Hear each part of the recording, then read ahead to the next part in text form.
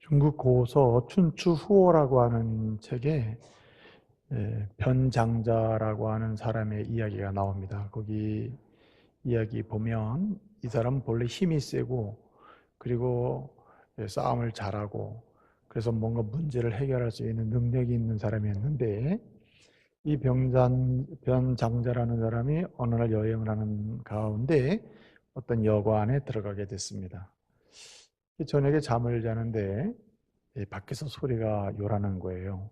호랑이가 나타났다. 호랑이가 나타났다. 막 소리가 웅성웅성 들리는 겁니다. 그래서 잠들었다가 다시 눈을 뜨고 내가 나가서 호랑이를 잡아야 되겠구나. 그리고는 나가려고 하는데 그 여관에 시중을 하는 한 소년이 이렇게 말하는 거예요. 변장자님, 지금 나가지 마시고 조금 있다가 나가십시오. 그래서 호랑이를 그때 잡으십시오. 왜 그러느냐? 가만히 살펴보니까 호랑이가 두 마리가 있습니다. 근데 지금 호랑이 두 마리가 와가지고 소 한 마리를 두고 서로 싸우고 있다는 거예요. 서로 잡아먹으려고. 그러니까 조금 지나면은 호랑이가 둘이 싸우다가 한 호랑이가 아마 죽을 것이다. 그러면 그때 남은 호랑이만 나가서 잡으면 되지 않겠느냐. 그래서 이 변장자가 기다리다가 호랑이 한 마리 죽고 난 다음에 나가서 한 마리를 마주 잡았다는 얘기예요. 그래서 이 이야기에서 일거양득이라는 사자성어가 생겼습니다. 한 번에 두 일을 다 처리한다. 이런 얘기죠. 여러분, 이 변장자의 이야기는 그냥 단순히 일거양득의 문제가 아니라 그 속에 지혜가 있다는 거예요. 사람이 지혜로 살아야 된다는 거죠. 그래서 지혜는 많은 유익을 얻을 수 있다는 겁니다. 정말 성경을 보게 되면 이 지혜로운 사람이 많은 좋은 일, 좋은 역사를 이룰 수 있음을 성경은 보여주고 있습니다. 오늘 우리가 이제 7장 후반부의 말씀을 함께 봉독을 했는데 오늘 본문 말씀은 산상수훈의 마지막 결론적인 말씀입니다. 여러분, 이 부분의 가장 중요한 메시지가 무엇입니까? 저와 여러분은 마카로이, 복 있는 사람이라는 말씀을 우리에게 주고 계십니다. 그리고 이 복 있는 사람의 삶의 여정이 어떤지에 대해서 또 어떤 삶을 살아야 되는지에 대해서 삶의 내용과 태도를 산상수훈 7장까지 해서 쭉 말씀을 해준단 말이에요. 그러면서 결론적인 말씀으로 오늘 마지막 결론이 뭐냐면 이렇게 복 있는 사람 마카리오의 인생은 한마디로 그 삶의 실제가 지혜로운 삶이라는 말입니다. 지혜롭게 산다는 말이 지혜롭게. 복 있는 사람의 삶의 실제는 무엇인가? 지혜로운 사람으로 산다는 말입니다. 여러분, 성경을 보게 되면 지혜는 많은 일을 이룰 수 있음을 보여줍니다. 전도서 7장 19절 말씀을 보게 되면 이런 말씀이 나옵니다. 지혜가 지혜자로 하여금 그가 사는 그 성읍에 있는 10명의 권세자, 권력자보다도 더 많은 능력을 발휘할 수 있다. 이렇게 말씀하고 있습니다. 지혜가 지혜자로 하여금 어떤 성읍에서 10명의 용사나 권력자보다 힘 있는 사람보다 더 많은 능력을 발휘하게 하는 게 바로 지혜라는 말입니다. 그래서 여러분, 지혜 있는 한 사람과 일반적인 10사람을 비교해도 사실 비교가 안 되지만 지혜 있는 사람과 그렇지 않은 사람의 10사람은 비교가 안 될 정도로 이 지혜 있는 한 사람의 역량이 크다는 말입니다.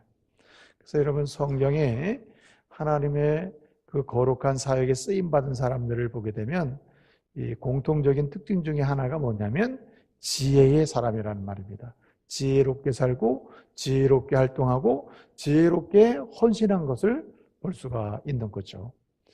그래서 여러분, 이 성경을 보면 특별히 다윗 같은 경우에 보게 되면 다윗과 관련돼서 또는 다윗의 아들 솔로몬과 관련해서 이 지혜가 어떤 역할을 해놓는지를 성경은 종종 보여줍니다. 다윗도 지혜의 인물이고 솔로몬도 지혜의 인물 아닙니까?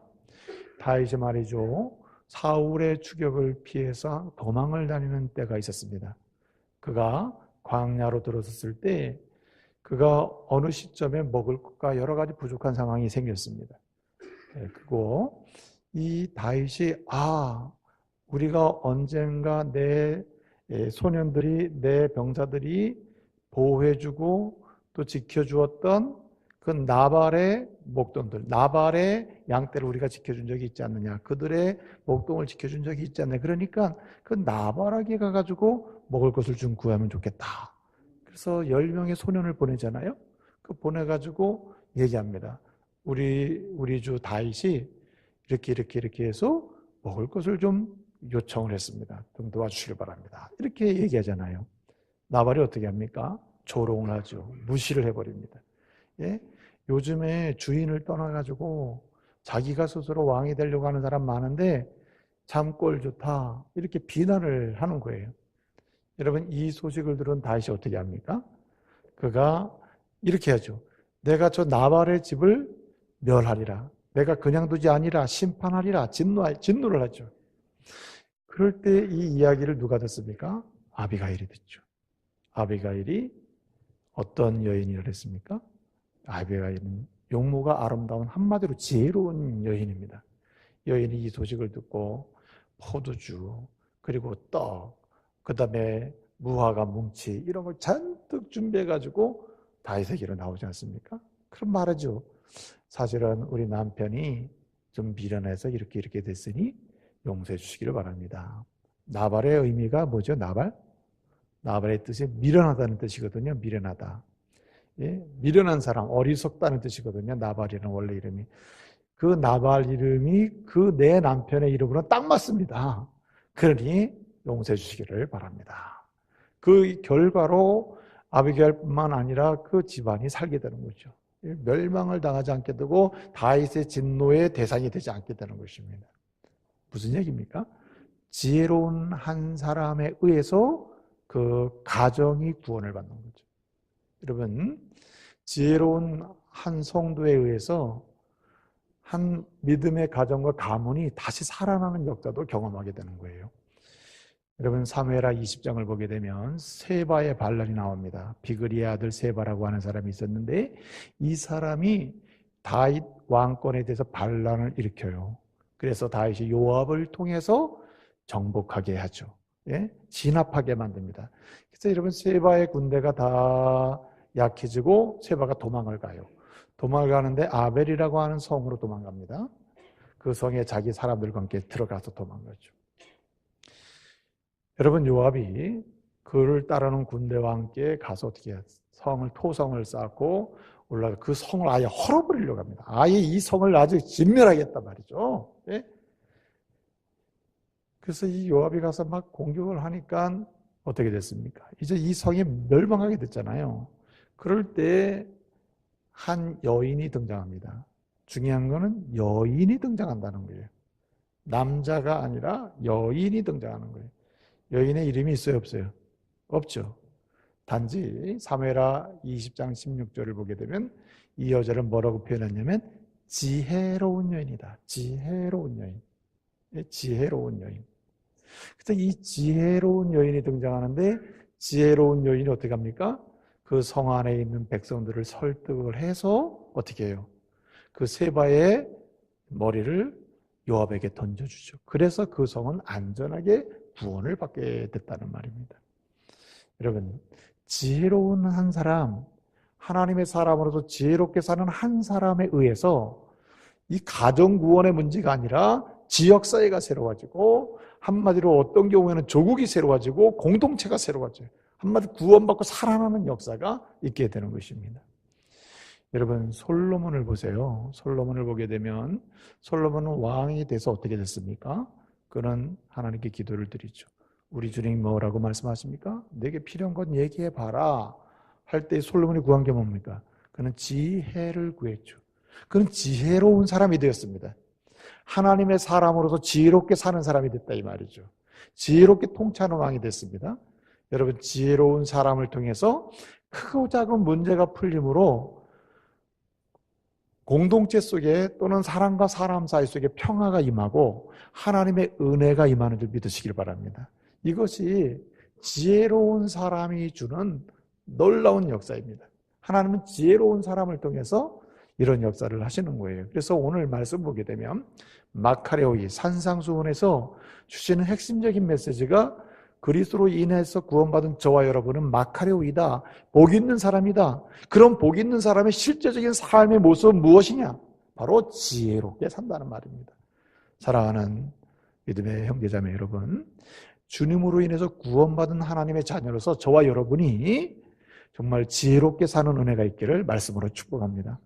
여러분이 지혜로운 사람 한 사람이 되어서 가정도 구원하는 축복의 통로가 되고 지역사회를 축복하는 통로가 되고 하나님의 교회를 부흥케 하고 하나님의 나라를 확장하는 축복의 도구가 되기를 말씀으로 축복합니다. 자, 그러면 지혜로운 사람이란 어떤 사람일까요? 오늘 본문은 두 건축자를 소개하고 있습니다. 모래 위에 집을 짓는 사람, 또 한 사람은 반석 위에 집을 짓는 사람이라고 했습니다. 모래 위에 집을 짓는 사람, 그는 어떤 사람이라고 했습니까? 26절을 보게 되면 뭐라고 그랬어요? 26절 다 같이 한번 읽어봅시다. 다 같이 읽겠습니다. 시작.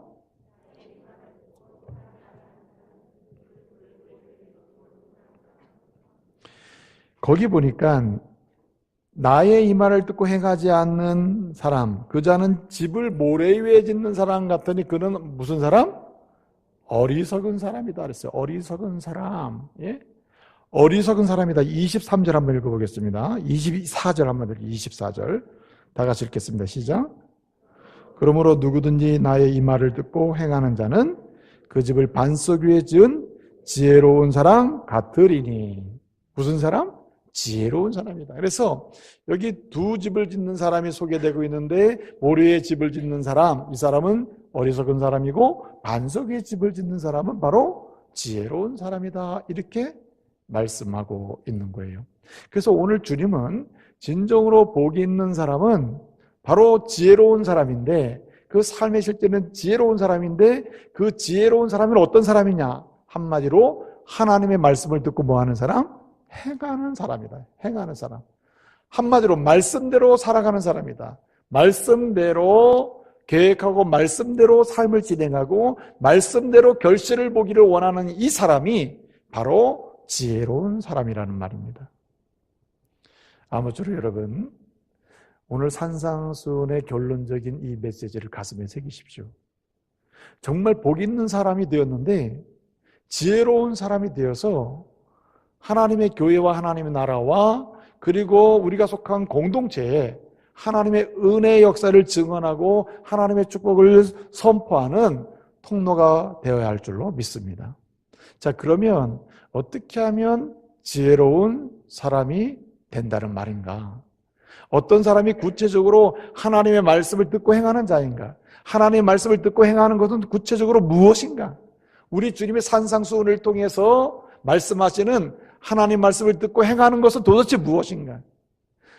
산상수훈을 통해서 주시는 지혜로운 사람은 어떤 삶으로 사는 사람인가? 오늘 본문은 산상수훈 전체의 메시지를 세 가지로 정리하게 만들어주고 있어요. 그 첫째가 뭐냐면 말씀을 듣고 행하는 것, 꼭 말씀대로 사는 것, 지혜로운 사람의 삶의 실제적인 모습은 무엇인가 하면 바로 예수 그리스도를 절대적으로 믿고 의지하는 생활을 하는 것입니다. 여러분, 건강한 사회는 어떤 사회인 것 같아요? 건강한 사회. 그리고 미래에 좀 희망이 보이는 사회는 어떤 사회일 것 같습니까? 뭔가 돈이 있고 사회적 시스템이 잘 돼 있고 또 뭔가 객관적으로 사람들이 희구하고 소망하는 것이 눈에 보이는 이런 사회입니까? 여러분, 이 프란치스 후쿠오마라고 하는 사람이 쓴 책 중에 제가 아주 오래전에 소개했는데 트러스트라고 하는 책이 있거든요. 그 한마디 신뢰라고 하는 책인데 신뢰. 이 신뢰라는 책에서 이 프란시스는 그런 얘기를 해요. 뭘 얘기하냐면 건강한 사회는 건강하게 만드는 사회, 그리고 희망이 보이는, 미래가 보이는 건강한 사회가 가지고 있는 자본이 뭐냐? 자본이. 어떤 자본을 가지고 있느냐? 그 얘기를 합니다. 근데 여러분, 우리가 볼 때는 돈이 그 사회를 건강하게 만드는 자본이라 할 수도 있고, 어떤 특정적으로 눈에 보이는 시스템이 건강한 사회의 자본이라고 볼 수도 있어요. 또 그렇게 생각할 수도 있죠. 눈에 보이는 걸 가지고 따질 수 있죠. 그리고 그 현재 눈에 보이는 가시적인 어떤 것이 그 사회의 미래를 담보해낸다고 생각할 수 있죠. 근데 여러분, 프랜시스는 그런 얘기를 했습니다. 그게 아니다. 정말 한 사회를 건강하게 유지하고 미래를 담보해낼 수 있는 그 사회의 사회자본이나 그것은 눈에 보이는 게 아니라 무형적 자본이에요. 무형적 자본. 눈에 보이지 않는 자본이에요. 그 자본이 뭐냐면 바로 사람과 사람 사이에, 공동체와 공동체 사이에 존재하는 뭐예요? 신뢰다, 신뢰. 그 신뢰가 없는 가운데 아무리 가시적으로 굉장히 아름다운 게 있고 좋은 게 있고 그리고 뭔가 물질이 있고 뭔가 시스템이 굉장히 요란하게 체계적으로 갖춰져 있다 하더라도 신뢰가 없으면 근원적인 사회자본이 없는 것이기 때문에 미래는 점점 어두워질 수밖에 없다는 말입니다. 사실은 건강한 사회라고 말할 수 없다는 거예요. 마찬가지로 여러분, 건강한 신앙 공동체는 뭘까요? 조직이 있고 그 다음에 뭔가 시설이 잘 돼 있고 그리고 뭔가 눈에 띄게 뭔가 움직이는 무엇인가가 있을 때 그게 건강한 신앙 공동체입니까? 건강한 신앙인은 어떤 사람입니까? 눈에 보이는 게 있는 게 아니에요. 여러분, 건강한 신앙 공동체나 건강한 신앙인, 건강한 하나님의 사람의 그 근원적으로 움직이는 힘은 뭐냐면 유형적인 게 아니에요. 보이는 게 아니에요. 보이지 않는 무형 자본이 있어요. 신앙의 자본이 있다. 그 근원적인 자본이 뭐냐면 예수 그리스도를 향한 절대적 믿음과 의지하는 신앙이에요. 할렐루야. 그것이 대단히 중요하다는 말입니다. 그런데 이것은 눈에 안 보여요. 예수 그리스도를 절대적으로 믿고 의지하는 그 신앙의 자세와 삶의 내용은 눈에 안 보여. 그렇기 때문에 사람들은 속을 수도 있죠. 그래서 어떤 사람은 누군가가 굉장히 열정적으로 헌신하고 열정적으로 봉사하고 그 다음에 열정적으로 표현하고 열정적으로 무엇인가 하면은 그 사람은 신앙이 좋다고 평가하는 오류를 범하기도 하는 것입니다. 오늘 본문 21절을 보게 되면 21절, 22절에서 나오는 말 주여 주여라는 말이 나와요. 주여 주여 하는 자마다 다 천국 가는 게 아니다. 하나님의 자녀 되는 게 아니다. 주여 주여 하는 자마다 다 하나님의 백성 되는 게 아니다. 오늘 뭐라 그랬습니까? 주여 주여가 문제가 아니라는 거예요. 여기 주여 주여라는 말을 반복해서 이렇게 21절 얘기하고 22절 언급하는 이유는 뭐냐면 이 주여 주여라는 말이 보여주는 모습은 뭐냐면 가시적으로 신앙의 형식들이에요. 한마디로 열심히 있는 기도생활, 열정적으로 소리를 지르고 기도하고 그리고 열정적으로 봉사하고 열정적으로 신앙적인 어떤 행동을 하고 열정적인 신앙의 활동을 하는 이 상태를 오늘 본문에서는 주여 주여 한다는, 주여 주여 부르는 거예요. 근데 여러분, 그렇게 10년을 갈 수도 있어요. 20년 갈 수도 있습니다. 한 청년의 시기야 5년 동안 정열적으로 할 수도 있어요. 여러분, 그런 경우 봤습니까? 청년의 때에 아주 열정적으로 활동을 하고 어떤 경우는 순장까지 하고 어떤 경우는 청년에서 리더십을 막 발휘하고 굉장히 열정적으로 합니다. 결혼하고 안 다녀요, 교회. 교회를 안 다녀. 왜 안 다니죠? 바빠서 안 온대요. 이 문제가 뭘까요? 그는 주여주여 했다니까요. 주여주여 하는 신앙의 모습이 다른 사람이 보기에도 엄청난 역동적인 행동을 했단 말이에요. 그럼에도 불구하고 그는 떠나버려요. 왜 그럴까요? 눈에 보이지 않는 그를 움직이는 참된 신앙인, 건강한 신앙인의 근원적인 파워, 영적인 파워, 능력, 예수를 절대적으로 믿고 의지하는 그 믿음이 없었기 때문이에요. 그 신앙의 태도가 없었기 때문이에요. 그 신앙에서 떠나 있었기 때문이에요. 여러분, 요즘도 참 열심히 하는 사람 많죠. 근데 여러분, 우리는 몰라요. 여러분도 저를 모르고 저도 여러분을 잘 몰라요. 언젠가 제가 말씀드렸죠. 아무리 믿음이 좋고 뛰어나다 하더라도 상대방의 믿음에 대해서 투시해가지고 당신의 마음속을 볼 수 있다 없다? 없다 그랬죠.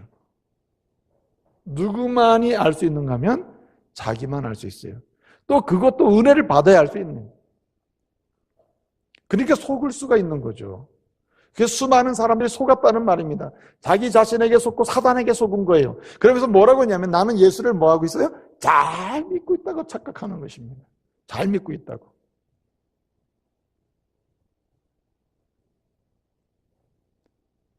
그렇기 때문에 우리는 지혜로운 사람, 말씀을 듣고 행하는, 말씀대로 가는 그 신앙의 첫 번째 태도는 뭐냐면 예수 그리스도에 대한 절대적 믿음과 의지하는 태도예요. 의지하는 거예요.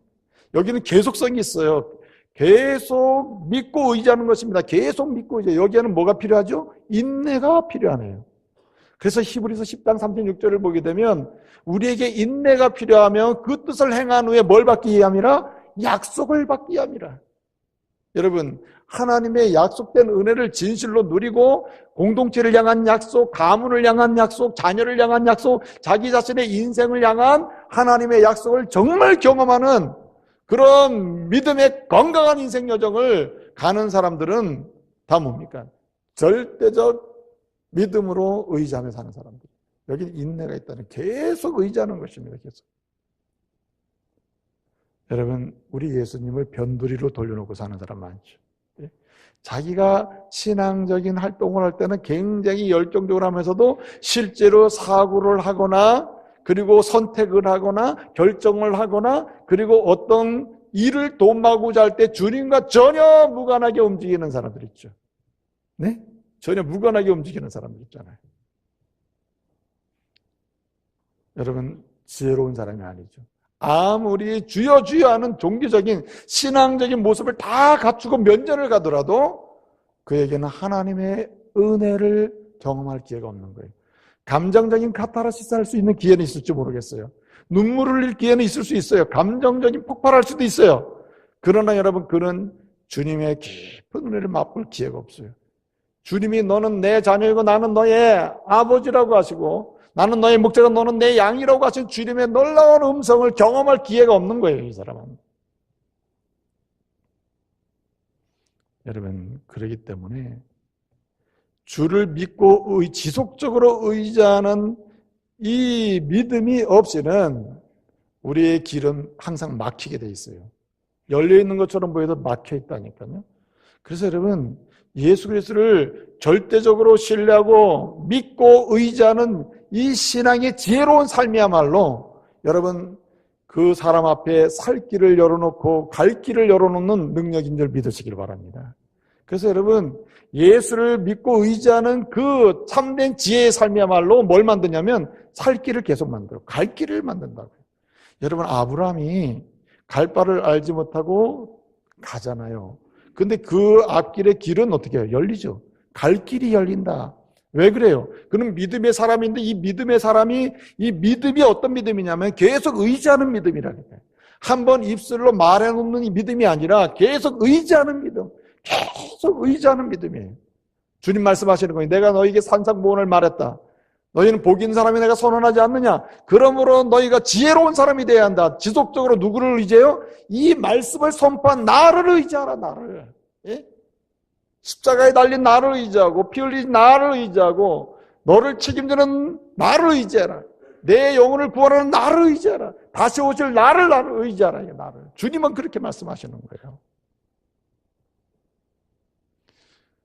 그래서 여러분, 주님을 절대적으로 의지하고 믿고 의지하는, 말씀대로 믿고 의지하는 그 사람 있잖아요. 그 사람은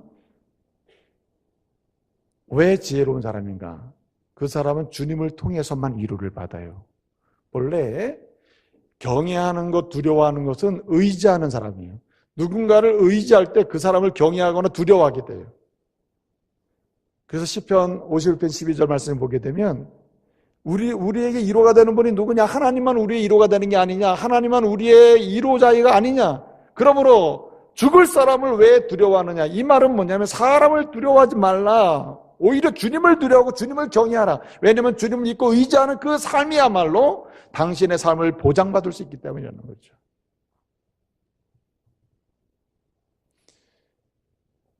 여러분, 그 이삭이 말이죠.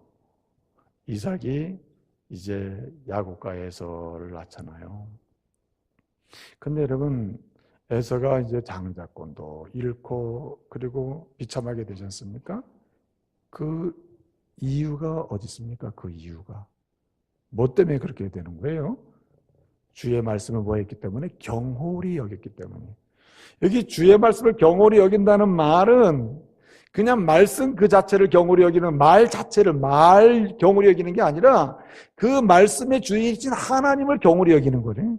하나님을 의지하지 않는 거예요. 두려워하지 않는 거예요. 믿지 않는 거예요. 여러분, 믿음은 두려움이 있고 경외는 있고 경외. 경외한다는 말은 믿는 것이고 믿는 말은 두려움이 있다니까요. 그렇게 거기서 위로를 얻고 은혜를 받게 되는 거예요.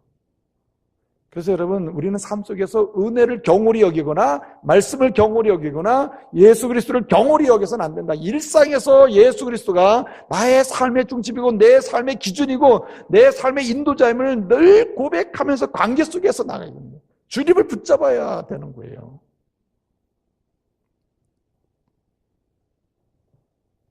두 번째로 오늘 여기 말씀 보게 되면 22절에 주의 이름으로라는 말이 나오면 주의 이름으로 몇 번 나오죠? 22절 보게 되면 주의 이름으로 선지자 노릇을 하고 주의 이름으로 귀신을 쫓아내고 주의 이름으로 뭐래요? 권능을 행했다. 몇 번? 3번 나와요. 그러니까 아예 주의 이름을 달고 사는 거죠. 여러분 봉사할 때 누구 이름으로 해요? 주의 이름으로 하죠. 여러분 기도할 때 주의 이름으로 하죠. 여러분 뭔가 신앙적인 모든 일을 할 때 다 누구의 이름으로 한다 그래요? 주님의 이름으로 한다 그랬죠. 그런데 오늘 여기 주님의 이름으로 귀신도 쫓아내고 권능도 행사하고 주님의 이름으로 이 선지자 노릇도 했음에도 불구하고 오늘 주님 뭐라 그랬어요? 이 사람은 내가 알지 못한다. 천국 백성이 될 수 없다는 말이에요. 왜 그랬을까? 이 사람은 어리석은 삶을 살았기 때문에요. 그가 한 모든 신앙적인 활동은 뭐에 세운 집? 모래 위에 세운 집이었다는 거죠. 그러면 이 말은 무엇일까? 자, 보세요. 오늘날도 많은 성도들, 많은 그 주님을 섬기는 성도들, 주님을 믿나가는 성도들은 하나같이 다 주의 이름을 하는 주의 이름은. 주님의 이름으로 주를 위하여 한다니까. 주님의 이름으로 이 말은 내가 모든 하나님은 주님의 이름으로 하는 동시에 주의 이름으로 주를 위하여라는 방법론과 내용을 포함하는 말이에요, 이 말이. 주님의 이름으로 했다. 이 말은 주님의 이름으로 시작하고 주를 위하여 하고 주의 영광을 위한다는 말이에요. 근데 실제로 주님의 이름으로 했지만 실제 내면적으로는 누구의 이름이에요? 내 이름이다, 내 이름. 예? 내가 주님의 이름으로 한다고 하면서 내 이름으로 하고 또 주의 이름으로 한다는 말은 주의 영광을 위하여라는 말이거든요. 주의 영광을 위하여 하면서 실제로 누구의 이름을 위하여? 내 영광을 위하여 했다. 내 영광을 위하여. 네? 내 영광을 위해서. 그래서 지혜로운 사람이란 어떤 사람인가? 말씀을 따라 말씀을 듣고 행하는 사람, 말씀대로 가는 사람인데 이 말씀대로 가는 사람, 이 두 번째 메시지는 뭐냐면 지혜로운 사람이란 한마디로 끝없이 낮아지는 사람이에요. 끝없이 낮아지는 사람. 겸손해지는 사람이래요. 끝없이. 예수를 절대로 의지하는 삶 속에서 끝없이 주님 앞에 낮아지는 사람. 그래서 여러분 말씀의 순종은 뭘로 나타나면 항상 가시적으로는 낮아집니다. 나는 말씀에 순종하고 있나? 어떻게 알 수 있냐면 나는 낮아지고 있는가? 이런 질문과 같아요. 나는 말씀을 듣고 행하고 있는가? 그러면 나는 지속적으로 뭐하고 있어요? 낮아지고 있는지를 알아보면 된다는 거죠. 예? 나는 점점 겸손해지고 있는가? 더 겸손하고 더 겸손해지고 있는가? 이거 보면 알 수 있다 이거죠. 여러분 이 베드로전서 5장 6절을 보게 되면 주의 능하신 손 아래서 뭐하라 했어요? 겸손하라. 그리하면 때가 되면 그가 그를 높이리라는 데요. 높이리라. 예? 주의 능하신 손 아래서 겸손하라. 여러분 우리가 예수 그리스도를 절대적으로 의지하고 그 믿고 의지하는 그런 믿음의 삶을 살아갈 때 우리는 계속해서 낮아지게 되는데 이것은 내 손을 놔버리는 거예요. 예? 내가 뭔가 하려고 움켜쥐는 개념이 아니라 주님의 손에게 맡기는 거예요. 주의 능하신 손 앞에 모든 걸 내려놓는 거예요. 손해보는 것처럼 보이죠, 사실은. 근데 사실은 주님의 능하신 손 아래 맡기는 것입니다. 그래서 베드로 사도는 특별한 표현을 한 거예요. 주님의 능하신 손 아래서 겸손하라. 여러분, 그 강철 왕 카네기라는 사람 얘기 여러분 많이 들었죠. 이 강철 왕 카네기, 그는 경영에 기재했습니다. 큰 부자가 돼서 많은 일을 하지 않았습니까? 그런데 이 강철 왕 카네기, 어릴 때 굉장히 어려웠어요. 가난했어요. 어느 날 이 카네기가 어릴 때에 엄마와 손을 잡고 시장을 보러 갔어요. 시장에 놀러 갔어요. 시장에 갔더니만 뭐 과일도 팔고 막 이런 거 있는데, 우리로 말하면 앵두같이 아주 맛있는 그 작은 과일이 그렇게 먹고 싶은 거예요. 그래서 이 카네기가 계속 그것을 보고 있어요. 그러니까 주인이 뭐라 그러냐면은, 너 그렇게 먹고 싶으면 입맛 다시지 말고 네가 먹고 싶으면 그 한 줌 가져가라고. 이 아이한테 그래요. 한 줌 가져가라고. 예? 한 주먹 가져가라고. 근데 이 카네기가 우리 같으면 얼른 집어들 텐데 집질 않는 거예요. 집질 않아. 그 엄마 마음이 어떻겠어요? 야, 빨리 집어라. 이런 마음 생기지 않겠어요? 야, 주인 아저씨가 얘기해. 얼른 한 줌 집어라. 이런 마음 생기잖아요? 주인이 또 얘기해요. 그렇게 입맛 다시고 그러지 말고 빨리 그 한 줌 집어서 먹어라. 엄마도 얼마나 속으로 그랬겠어, 우리 생각에. 안 집는 거야, 얘가. 이 까내기가. 주인이 보다 못해서 주인이 집어서 그 엄마의 가방에다 넣어줘요. 가져가서 아이에 주라고. 애가 얼마나 먹고 싶으면 이렇게 보겠냐고. 그냥 주는 거예요, 그냥. 집에 왔습니다. 까내기 엄마가 얘기해요. 까내기야, 아이, 그렇게 주인 아저씨가 그렇게 한 줌 집어서 먹으라 할 때는 어떻게 해야 돼? 아이, 빨리 집어서 먹지. 왜 두 번씩, 세 번씩 얘기해도 이렇게 가만히 있니? 앞으로는 그러지 말고 먹으라면 얼른 먹어라. 뭐 얘기했겠죠. 그리고 묻는 거예요. 너 왜 그렇게 안 집어 먹니? 왜 안 집어 먹었어? 왜 안 먹었어? 그러니까, 엄마, 예? 아저씨 손이 더 크잖아, 아저씨 손이. 예? 자기 한 주먹 해봐야 그 얼마나 되겠어요? 아저씨가 집어주는 게 훨씬 더 많지. 그렇잖아요. 양이 얼마나 더 많겠어요. 어른 손 한 주먹하고 아이 손하고는 잘 다를 거 아니에요. 경영의 기재지. 여러분, 많은 사람들이 더 높아지려고 하고 더 가지려고 하고 더 많은 것을 쟁취하려고 자기 손을 사용합니다. 여러분, 지혜로운 사람은 자기 손을 사용하는 사람이 아니라 주님의 손에 맡기는 사람이에요. 이 맡기는 역사가 뭐냐면 낮아지는 것입니다. 예수 앞에 점점 낮아질 때 내 손을 주님께 맡기는 거예요. 그리고 주의 능하신 손으로 인하여 내 삶의 역사가 이루어지기를 소원하는 것입니다. 그래서 이 낮아지는 것, 끊임없이 낮아지는 건 사람 앞에 겸손한 게 아니라 누구 앞에? 예수 앞에 낮아지는 거예요. 예수 앞에. 나에게 은혜를 베푸시고 구원을 베푸시고 때마다 시마다 내 삶을 지배하시고 책임지시는 그 주님 앞에 내가 할 말이 없습니다. 나는 낮아질 수밖에 없고 무릎 꿇을 수밖에 없고 내려놓을 수밖에 없습니다. 다른 사람들이 뭐라고 할지라도 나는 내려놓습니다. 계속 내려놓는 거죠.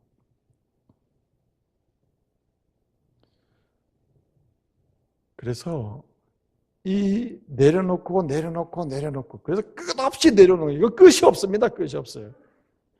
그래서 여러분 따라합시다. 내려놓는 것, 낮아지는 것, 겸손해지는 것, 그게 은혜 받는 길이다. 예수 앞에서 자기를 끊임없이 낮추면서 끝까지 내려가는 사람, 내려갈 수 있는 데까지 내려가는 사람, 그 사람이 은혜 받는 길이에요. 다시 말하면 높아질 수 있는 길이고, 다시 말하면 주님이 주시는 은혜를 경험할 수 있는 기회를 가질 사람이라는 거죠. 우리 주님 말씀하십니다. 마태복음 5장부터 7장까지 해서 첫 번째 주시는 메시지는 나를 의지하는 거예요. 계속 일상에서 나를 의지하라. 둘째는 내 앞에서 낮아져라. 구원을 베푸는 내 앞에서, 십자가 앞에서 낮아지고 그리스도의 말씀 앞에서 낮아져 계속 낮아지는 것입니다. 또 한 가지는 오늘 여기 말씀 보게 되면 여기 주의 이름으로 3번 얘기해요. 주의 이름으로 권능을 행사하고 주의 이름으로 귀신을 쫓아내고 주의 이름으로 선지자 노릇을 했단 말이에요. 그럼에도 불구하고 주님께는 합당치가 않아요. 주님이 이 사람을 배제시켜버려요. 그럼에도 불구하고 왜 그랬을까? 여기 귀신을 쫓아냈다, 권능을 행사했다, 선지자 노릇을 했다는 말은 한마디로 우리가 오늘날 하나님을 섬기는 실천적으로 뭔가 하고 있는 어떤 활동을 했다는 말입니다. 순활동도 하고 교사활동도 하고 갖가지 활동을 다 하고 있다는 말이에요. 우리가 너 뭐 했냐 그러면 나 교사했습니다, 성가대 했습니다, 이렇게 말할 수 있는 거리를 지금 얘기하는 거예요. 그런데 주님은 너 그래 그거 해 나랑 무슨 상관, 이렇게 얘기하는 것입니다. 이게 얼마나 기막혀요. 예를 들어서 제가 이렇게 목사로서 가르치는 사역을 하고 목양 사역을 했는데 마지막에 너 뭐 했냐? 예, 목회를 이렇게 했습니다. 이렇게 얘기하는데 너 나랑 상관없고 나 모르겠다, 이렇게 하면 기막히는 일이 아니에요? 얼마나 기막히냐고. 오늘 이 말씀이 주는 요지는 무엇이냐면, 지혜로운 사람이란 활동을 하는 게 아니에요. 활동 이전에 뭐냐면 따라합시다. 사랑으로 권능을 행사하고, 사랑으로 선지한 노릇을 하고, 사랑으로 귀신을 쫓아내고, 한 영혼을 사랑해서, 내가 귀신을 쫓아내는 권능을 한번 행사하고 싶어서가 아니라 이 귀신 들린 영혼이 너무나 불쌍해서 그 영혼을 사랑해서 영혼을 구원하기를 소원하며 귀신을 쫓아내고 기도하고 축복할 때, 이게 곧 뭐냐? 지혜로운 사람이라는 말입니다. 사랑이 없는 어떠한 봉사나 사랑이 없는 어떠한 활동이나 사랑이 없는 어떠한 예배든 그 무엇도 주님 앞에는 효과적으로 인정받을 것도 없을 뿐더러 하나님 그것을 허용하지 않는다는 말입니다. 그래서 여러분, 우리는 산상보훈의 마지막 세 번째 결론이 뭐냐면 사랑하라는 말이에요. 사랑하는. 계속 사랑하라는 거예요. 계속. 여러분 어떤 경우에는 믿음으로 살고자 하고 사랑으로 계속 베푸는 인생을 살고자 하면 손해보는 것처럼 느낄 때 있죠. 꼭 하나님 뺏어가는 것처럼 생각할 때 있죠. 어떤 로마 황제가 말이죠. 로마 황제가 유대 랍비를 찾아갔대요. 이렇게 얘기합니다. 랍비여, 내가 가만히 생각해 보니까 하나님은 도둑놈인 것 같다. 아, 그게 무슨 말입니까? 우리 하나님을 그렇게 욕되게 하지 마십시오. 하나님은 도둑이라고, 도둑. 아, 가만히 자고 있는 아담에게서 왜 갈비뼈 한 대를 빼가냐고. 예? 그 도둑이지 이게 뭐냐고. 예? 그렇게 얘기하니까 그 랍비의 딸이 있었답니다. 랍비의 딸이 이야기하는 거예요. 황제시여, 사실은 제가 어젯밤에 도둑을 맞았습니다. 아니, 무슨 도둑을 맞았다는 말이냐? 예, 우리 집에 있는 금덩어리를 도둑이 훔쳐갔습니다. 안 됐군. 그런데 황제께서 허락하시면 당신의 신하를 시켜서 이걸 조사를 해가지고 어떻게 이런 일이 발생했는지 좀 알고 싶습니다. 괜찮겠습니까? 그 조사할 게 뭐 있느냐? 문제가 있다, 문제가. 문제가 뭐냐면은 어젯밤에 우리 집에 도둑이 들어와가지고 금덩이를 훔쳐갔는데, 문제는 금덩이는 가져갔는데 그 옆에 보니까 금 항아리가, 큰 항아리가 같이 놓여있다. 금 항아리가. 예? 금덩어리 조그만 금 가져갔는데 그 옆에 자세히 살펴보니까 금으로 만든 금 항아리가 있고 그 속에 금이 잔뜩 들어있더라 이거죠. 이게 어떻게 된 일인지 황제의 신하를 시켜서 좀 어떻게 조사를 해줬으면 좋겠다고. 황제가 뭐가 걱정이냐고. 그건 도둑이 아니라 축복하는 사람이네. 축복하는 사람. 예? 그건 도둑이 아니라 네 작은 금덩어리 가지고 그 금항아리를 갖다 놨다면 그건 넌 축복받은 거예요. 그건 걱정하지 말고 조사할 필요도 없다고. 맞습니다, 황제시여. 그래도 황제 얘기합니다. 황제시여, 우리 하나님은 도둑이 아닙니다. 아담이 잠들었을 때 갈비뼈를 훔쳐가신 것처럼 생각할지 모르지만 갈비뼈 하나 쓱 가져가셨다가 천하에 없는 아름다운 여자를 갖다 놓지 않았습니까? 예? 아, 그건 갈비뼈 뺏길만 하지 않냐고. 갈비뼈를 가져간 게 아니라 오히려 큰 선물을 남겨준 게 아니냐고. 여러분 보세요. 지혜로운 사람은 끝까지 사랑받으려고 하는 사람이 아니라 끝까지 주님이 날 사랑하지 끝까지 사랑하는 것입니다. 산상보훈의 마지막 결론이 여기 있어요. 누가 지혜로운 사람인가? 누가 가정을 구원하는가? 누가 하나님의 교회를 부흥케 하는가? 누가 이 조국 땅을 부흥케 하고 그 진보를 계속 이룰 수 있도록 역사의 진보를 경험하게 하는가? 이 조국 끝까지 사랑하는 사람. 누구처럼? 주님이 나를 사랑하지 끝까지. 사랑받으려고는 절대 하지 말고 끝까지 사랑하라. 끝까지 계속 사랑하라는 말이에요. 어떤 경우는 야 이거 뺏기는 것 같은데 느낌이 야 이거 주님은 내 거 뺏어가는 거 아니야 이거 주님이 이거 가져가면 어떻게 되는 거야? 믿으시기를 바랍니다. 더 좋은 것을 주셔. 더 좋은 것. 내가 뺏긴 것 같아. 내가 뭔가 병들었어. 내가 문제가 생겼어. 여러분 그런 가운데 끝까지 주의 이름으로 세상을 향하여 사랑의 마음으로 도전할 때 주님은 우리에게 좋은 곳으로 남겨주실 줄로 믿습니다. 그래서 히브리서 기자는 말씀하는 거예요.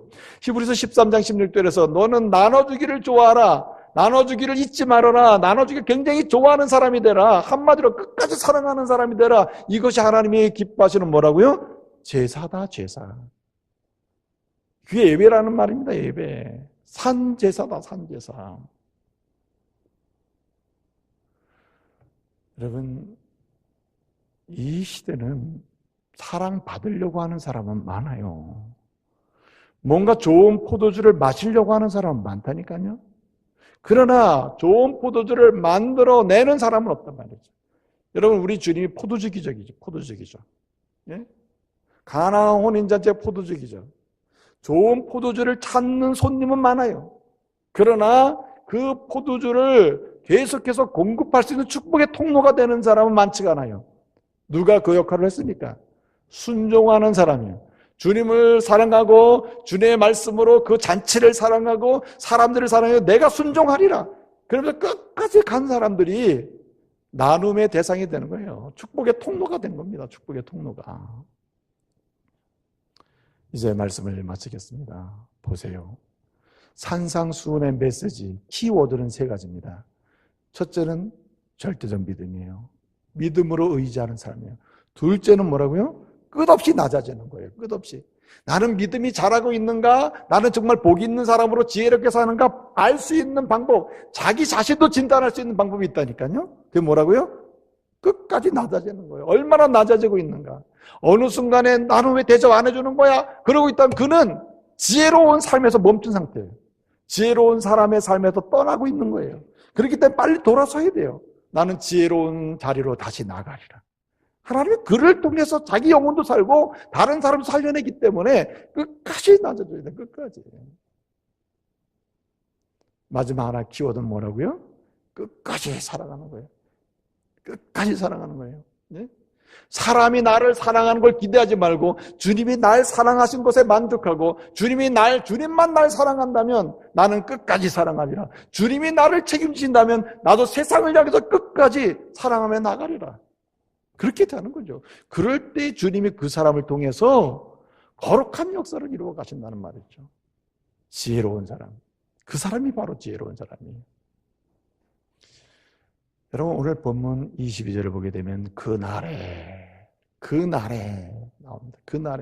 그날은 22절 그날은 어떤 날입니까? 그날은 어떤 날입니까? 그날은 종말의 날이요 심판의 날이요 정해진 시간이 다 된 그날입니다. 궁극적으로는 주님 재림하심으로 심판하는 날이요 또 주님이 정하신 날이요 우리 개개인들을 향해서 정하신 날이 있다. 이거 날이 있어요. 오늘 두 건축자의 비유의 말씀을 통해서 보게 되면 어떠한 특정한 사람에게 비가 올 때가 있다. 비 오는 인생이 시작될 때가 있다. 비 오고 창수가 나고 그 다음에 바람이 불 때가 있다. 지금은 이렇게 잔잔하나 인생이 어느 순간이 되면 없을 수는 없어요. 어느 순간 어떤 때가 있어요. 비 오는 때, 예? 그 다음에 바람이 불 때 창수가 날 때가 있다. 여기 본문 보면요. 이 비가 온다. 이 비는요, 폭우를 가리켜요. 브로케라고 하는 말인데 폭우예요. 그냥 적당한 낭만적인 비가 아니라니까요. 우리 인생을 송두리째 흔들어 놓는 인생의 폭우를 가리켜요. 오늘 본문에 창수가 나고 했어요. 창수. 예? 이 창수라고 하는 말은 뭐냐면 정상적인 강으로 물이 흘러가면 아름답죠. 예? 아름답잖아요. 예를 들어서 원주천에 물이 지금처럼 잘 흘러가고 있다. 그럼 낭만적이죠. 걷기도 하고 뛰기도 하죠. 주변에 놀기도 하고. 그러나 여기 말씀 가운데 창수가 났다는 말은 정상적으로 흘러가던 물이 넘쳐 흘렀다는 말입니다. 그래서 걷던 사람 주변에는 다 다치게 됐다는 말이에요. 인생에 이런 창수의 상황이 올 때가 있다. 우리는 시점을 모르나 그 때가 있다. 반드시. 없을 수는 없어요. 또 오늘 본문에 보게 되면 뭐라 그랬습니까? 오늘 바람이 분다 그랬어요. 바람이. 이 바람은 뭐냐면은 한마디로 폭풍을 가리켜요. 폭풍. 폭풍, 몰아치는 폭풍이래요. 여러분, 누구에게든지 각기 때는 다르지만 그런 때가 있게 돼 있다. 더 길게 보면 오늘 본 말씀대로 그 날이 있다. 그 날. 종말의 날이 있고 어떤 개개인에 따라서 어떤 그 날이 정해진 날이 있다. 그 날이 오게 돼 있다는 거죠. 그래서 여러분, 우리는 지혜로운 사람으로 살기 위해서 어떻게 되냐면 절대적 믿고 의지하는 믿음, 주를 향한 믿음, 의지하는 믿음의 삶. 그 다음에 두 번째는 끝없이 주님의 이름으로 낮아지는 것. 그리고 끝없이 사랑하는 건데, 이 일이 얼마나 중요한지, 언제 해야 돼? 이것은 정해진 시간 안에 해야 되는 것입니다. 이 시간이 지나면 이 일을 할 수 있는 기회가 없다는 거죠.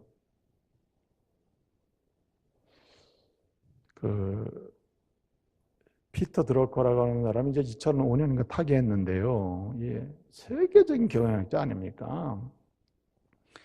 이 지성인이죠. 그 제자가, 그가 이제 나이가 쫙 들어가지고 이제 뭐 정말 더 이상 어떻게 할 수 없는, 이제 정말 인생의 마지막 정리라는 그 시점인데 찾아왔어요. 선생님은 참 이 세계적인 지성인이신데 이렇게 좋은 책을 많이 썼습니다. 그러나 이 책을 다 읽기에 너무나 시간도 부족하고 너무 힘드니 한 권의 책을 추천해 주신다면 이 여러 권 책 중에서 어떤 책을 추천해 주시겠습니까? 그러면 그 책을 통해서 제가 인생을 배우겠습니다. 선생님의 지성을 배우고 싶습니다. 그러더니 피터 드러커가 얘기하는 거예요. 지금까지 쓴 책 읽지 말고 내가 지금 마지막으로 한 권의 책을 쓰니까 그 책을 읽어라. 네? 그 책을 읽어라 그랬어요.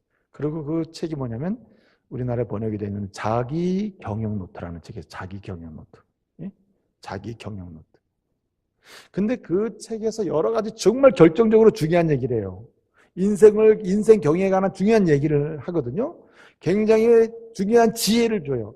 근데 거기서 하는 몇 가지 중요한 얘기 중에 아주 중요한 얘기가 뭐냐면 자기의 인생을 잘 경영하려면 미래의 인생을 담보하고 뭔가 나갈 수 있는 그런 인생 경영을 하려면은 반드시 해야 될 일이 있다 이거예요. 그 중에 두 가지를 제가 말씀드리면 뭐냐. 하나는 남은 시간을 계산하는 거예요. 남은 시간. 내 인생에 남은 시간이 얼마나 남았느냐. 예? 그 다음에 두 번째는 그 남은 시간 안에 반드시 해야 될 일이 무엇인지를 정리하라는 거예요. 그래야 아름다운 인생의 미래를 준비해 갈 수 있고 자기 인생을 제대로 살 수가 있다는 말이에요. 참 좋은 얘기 아닙니까? 자기의 남은 시간을 계산하고 그 남은 시간 안에 반드시 해야 될 일을 정리해서 확인해가지고 그 일을 해야 된다. 그래야 아주 복된 자신의 인생을 정리해 갈 수 있다는 말이에요. 근데 사실은 저는요, 피터 드러커라고 하는 이 세계적인 지성이 이 이야기하기 전에 난 알고 있었다니까, 이 두 가지를. 예? 피터 드러커가 이 얘기를 하기 전에 알고 있었다니까. 그 책을 읽기 전에 나도 이 이야기 알고 있었다니까. 누구의 이야기야, 이게? 주님의 이야기예요, 주님의 이야기. 오늘 보면 나오잖아요. 그 날이 있다.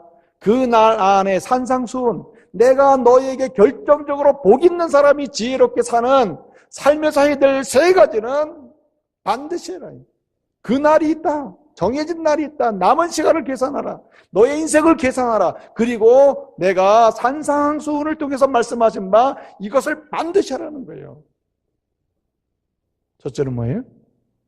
예수 그리스도만 절대적으로 믿고 날마다 의지하라. 날마다. 다른 거 의지하지 말라. 사람 의지하지 말라.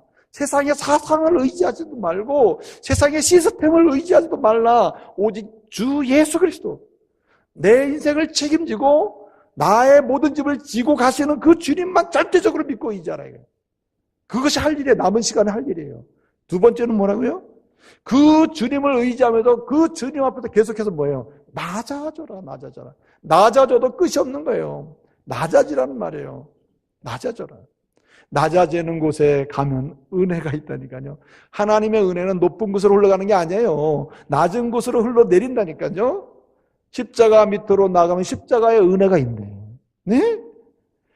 그리스도 앞에 나가 무릎을 꿇고 엎드리면 그리스도께서 나를 위해서 흘리신 보혈의 은혜가 있어요. 은혜가. 낮아지는 거예요. 낮아지는 거. 그것이 마지막까지 할 일이에요. 훌륭한 목사로 사는 길은요, 말씀을 잘 전하고 여러 가지 목회 활동을 잘하기 이전에 주님의 이름으로 주의 십자가 앞에 뭐예요? 낮아지는 거예요. 무릎 꿇기든 무릎 꿇기. 계속 무릎을 꿇어야 돼요. 마음으로 낮아지고 심령으로 낮아지고 가치로 낮아지고 삶의 여정으로 계획으로 낮아져요. 계속 낮아져야 돼요. 마지막은 뭐예요? 나 자신에 대해서는 십자가 앞에서 주님 앞에 낮아지는 거라면 다른 사람에 대해서는 계속 뭐하나? 사랑하는 것입니다. 계속 베푸는 거예요. 크든 작든 작은 일이든 큰 일이든 계속 베푸는 거예요. 계속. 여러분, 나는 지혜로운 사람인가? 나는 지혜롭게 사는가? 말씀을 듣고 행함으로 지혜롭게 살고 있는가의 핵심의 마지막은 뭐냐면 나는 계속 사랑하고 있는 거예요. 사랑하고 있는 거예요. 그래서 여러분, 고린도서 13장을 보게 되면 우리가 천사의 말을 하고 그리고 오래 참고 예언을 하고 이거 다 종교 활동입니다. 신앙적인 활동들이에요. 신앙인의 모습에 나타나는 이런 여러 가지 한다 하더라도 무엇이 없으면? 사랑이 없으면 울리는 꽹과리 아무것도 아니고 내게 유익이 없어요. 영적 유익이 없다. 영혼의 부유함을 전혀 누리지 못하게 한다. 이게 불행한 거 아닙니까? 그러므로 여러분, 이제 지혜로운 사람이 되어서 지혜롭게 살아감으로 영적인 유익을 많이 누리는 은혜의 사람 되시길 바랍니다. 하나님의 말씀을 듣고 행하는 사람, 곧 예수 그리스도를 절대적으로 믿고 의지하면서 지속적으로 의지하면서 그 앞에서 계속 낮아지고 그 앞에서 계속 뭐예요? 사랑하는 가운데 하나님의 그 놀라운 은혜로 베푸시는 놀라운 역사를 경험하고 그 다음에 그 가운데 쓰임받고 세상 속에서 하나님의 축복의 통로가 되는 이런 은혜의 사람 되시기를 말씀으로 축복합니다. 저희 교회가요 2월 28일 날 안수 집사님도 피택하고 권사님도 피택하는 이 공동회가 있어요. 여러분, 이 공동회를 통해서 이 일꾼을 뽑는데 진정한 일꾼은 다른 데 있지 않습니다. 오직 예수 그리스도. 그리스도의 십자가와 그 보혈의 은혜를 감격적으로 고백하며 그를 믿고 끊임없이 그분만 의지하는 사람이 일꾼이 될 수 있는 자요. 두 번째는 끊임없이 주 앞에서 낮추는 사람이고 그 다음에 뭡니까? 끊임없이 주님이 나에게 사랑을 지금도 베푸듯이 계속 사랑을 베푸는 사람, 나누는 사람, 끊임없이 내 모든 것을 끊임없이 나누는 사람, 이런 사람이 일꾼이 될 수 있는 것입니다. 여러분의 생애 가운데 하나님의 기회에 쓰는 일꾼의 삶이 풍성하게 경험되기를 말씀으로 축복합니다.